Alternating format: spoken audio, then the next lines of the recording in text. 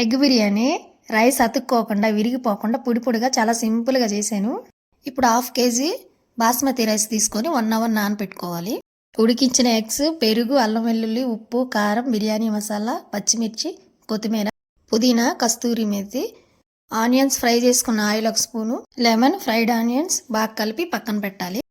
ఇప్పుడు వేరే గిన్నెలో 2 లీటర్స్ వాటర్ తీసుకొని కొంచెం ఉప్పు, బిర్యానీ ఐటమ్స్, కొద్దిగా నూనె, నిమ్మకాయ కొంచెం వేసుకొని బాగా తెరిలాక రైస్ వేసి 70% ఉడికించాలి.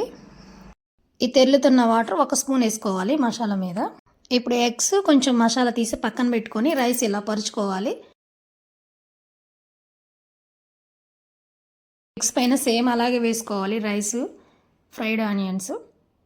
ఇప్పుడు నెయ్యి వేసుకొని మూత పెట్టుకోవాలి.